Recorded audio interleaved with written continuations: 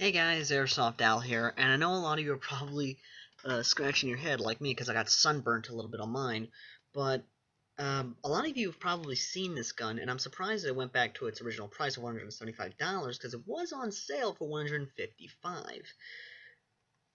Now, hear me out on this one, okay? Because I know a lot of you are really scratching your heads because you're looking at this gun and you're like, the hell is that? They take an AK-47, well, technically by this break right here, it's actually AK-74, an AK-74 body, and add a Dragunov stock and a Dragunov front to it with a bipod.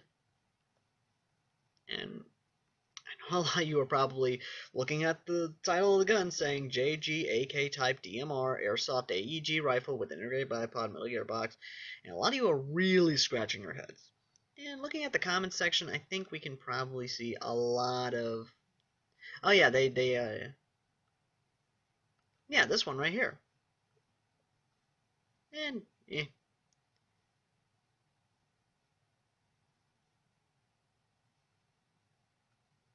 there are a lot of people just asking the basic stuff. And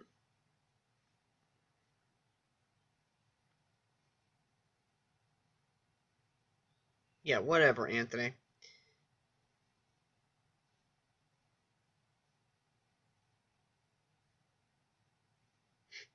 I agree.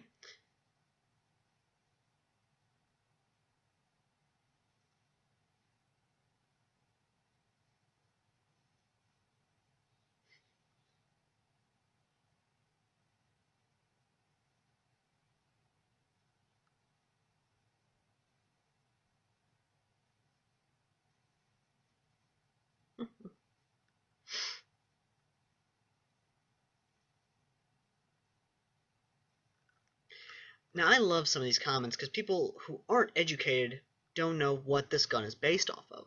Now, uh, before I continue, understand that this is analyzing a gun because it's a copy of a copy of a copy. And for those of you who don't give a shit, fuck off. For those who do, and I know because I'll be tagging a few people who are very good internet celebrities, and I'd like to have their opinion about this gun, because you know what? This is actually an interesting story about this gun. The gun is actually based off of two rifles. The first one, which this is not exactly the best representation. Now, the gun itself is based off of two copies. You have the Chinese copy, which let me get my gun book here. It is based off the Norinco Mach 90. It's actually based off of the, and give me this. It is based off of the 4-inch barrel long version as well as the uh, the fucking hell, I'm trying to think.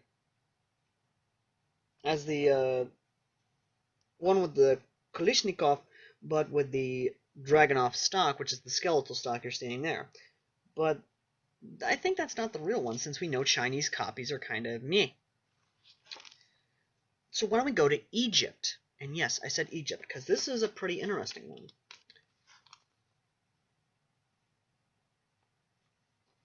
So this is what it's based off of. It is based off of the Egyptian Mahdi Automatic Rifle Messier, or the ARM. Now, here's a backstory on this one, because this is a really interesting one. Forces under licensed from foreign designers for many. Okay, my bad. Egypt has had a long tradition of making weapons for its armed forces under license from foreign designers. For many years, Swedish rifles were produced, but when the country came under strong Soviet influence in the 1950s and 60s, production switched to the AK-47. Then the standard rifle of virtually all Warsaw Pact and Soviet client state armies, the Mahdi Company for Engineering Industries, is responsible for the production of Kalishnikov-based weapons at their factory in Cairo. The weapon seen here has the large butt with thumb hole seen on a Chinese version of the AK-47 and a 10-round magazine. That's about it, really.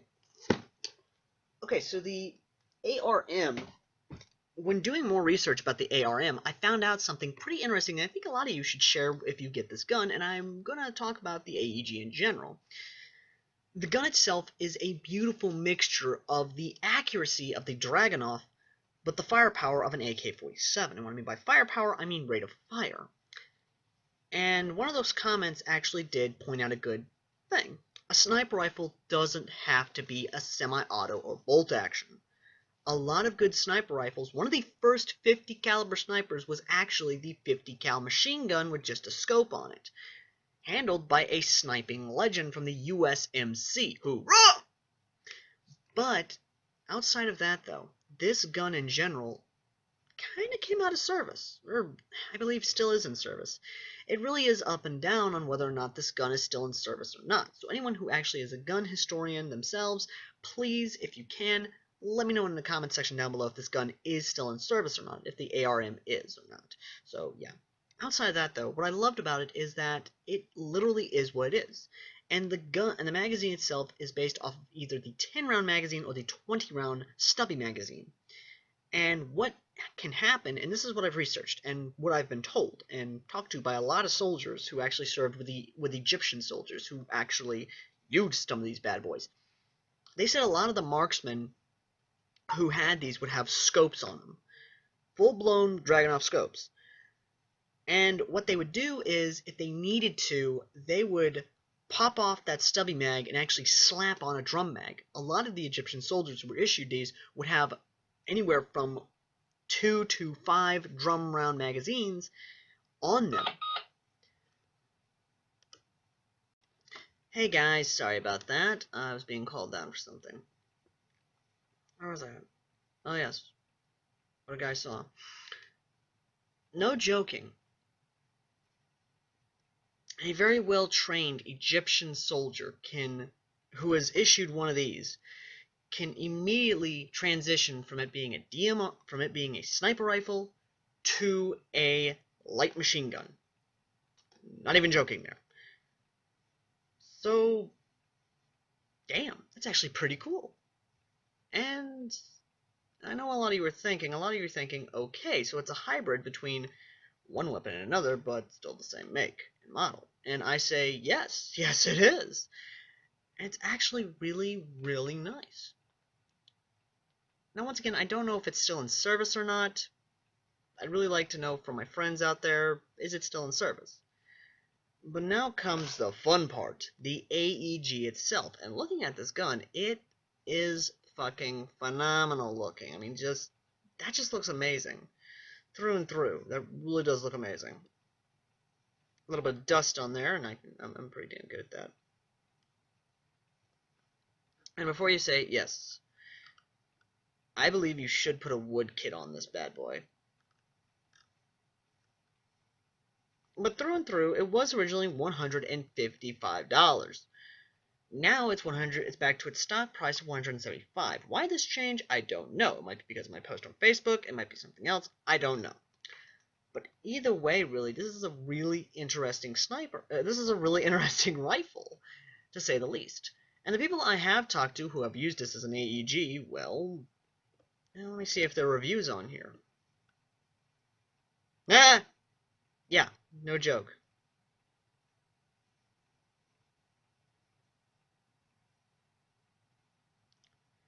Sarah, have you even used the damn gun?